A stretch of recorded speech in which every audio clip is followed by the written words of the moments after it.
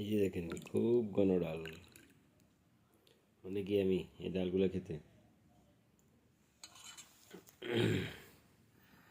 Yummy, অনেক yummy.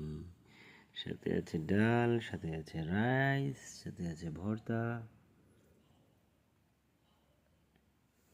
সাথে আছে অনেক মজার একটা মাছ। যে মাছটা আসলে দেখতে অনেক ইয়ামি, যেরকম দেখতে খেতেও মজা ওরকম।